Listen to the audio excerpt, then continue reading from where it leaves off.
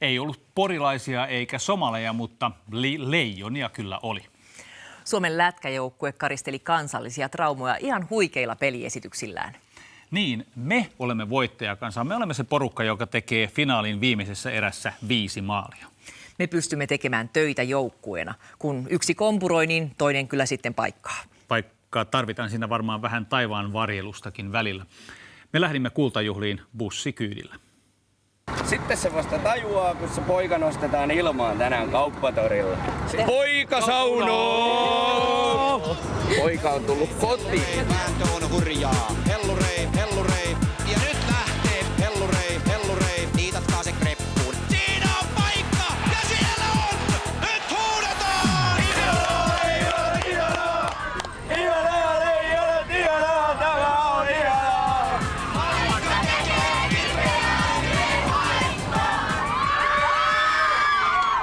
Siis tärkeä juttu. Elintärkeä. Taas tehtiin historiaa ja voi kertoa sitten. Toivottavasti nyt ei jouduta odottamaan toista 16 vuotta sitten seuraavaa, mutta nyt se poika on kotona. Että.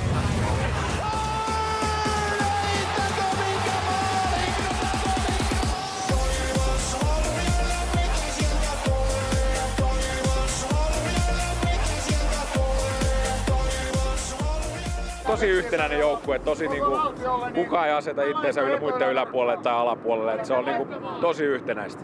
Kaikki lyötiin likoon ja palkinto on tässä ja sitten usein onkin just se, että yhdessä oleminen ja kasvaminen ja sitten yhdessä tavallaan elämistä nauttiminen, niin se on se iso juttu. Miltä nyt tuntuu? Onko joukkueessa hyvä henki? Vastaan nyt rehellisesti, älä puhu paskaa.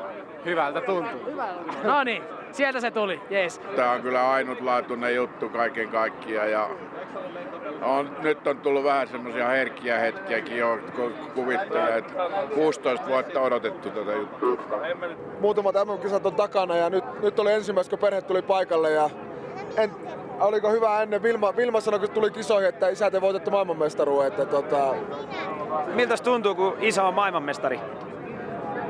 Kyllä se on hienoa, kun hän voitti kultaisen metallin hänen kaulassa. Se on hyvä. Onko hieno? Kiitos. Kiitos. Me ollaan maailmanmestareita ja ollaan aina maailmanmestareita, sitä ei kukaan ota pois. Ja me ollaan veriveljiä Blood Brothers tämän ryhmän kanssa ikuisesti, niin kauan kuin henki pihisee itse kussakin. Ja se on hienoa. Rennosti. Kapteeni ottaa kunnin täältä ja joukkueen perässä sen jälkeen.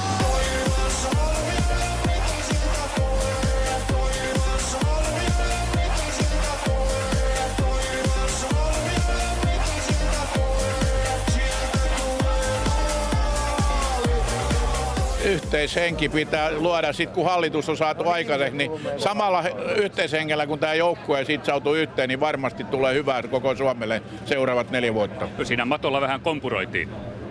No joo, kyllä politiikassakin välillä vähän kompuroidaan aina. Onko siinä äiti vai tyttöystävä? No, mitäs luulet? Tyttöystävä. Tyttöystävässäkin kävis, mutta kyllä mä oon äiti.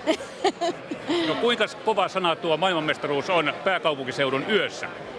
No en tiedä, sen näkee varmaan tässä lähipäivinä, mutta eipä sillä nyt niin iso merkitystä.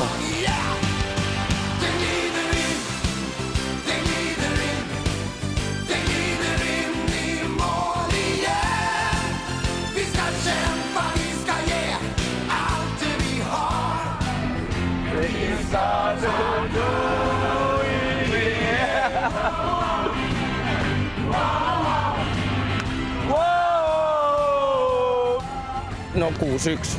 Mä luulen, että siinä on joku tarkoitus. 6-1 voitettiin ja 16 vuotta sitä on odotettu. Että. Ei ole semmoista mummoa eikä pikkulasta, joka ei tiedä, miten olisi pelissä mennyt. Ja ei tarvii olla kavereita entuudestaan, niin kyllä löytyy kavereita.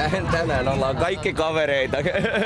Ihan sama kuka tulee vastaan, niin niitä kätellään ja halataan ja kyyneleet silmissä. Joukkueen peli voitettu. Töyreä kiekko. Täällä valmistaudutaan illan rientoihin. Askarrellaan. Den glider in.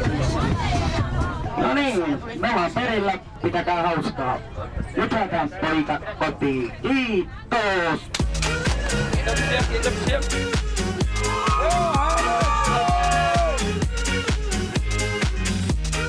Suomi vei 6-1. Ruotsi teurastettu. Suomi poika kotona. Näin mennään. Outoa olla täällä, mutta tosi huippu, että näin moni ihminen on lähtenyt liikenteeseen. No niin, seuraa johtaja. Menkää. Pysytelkää perässä.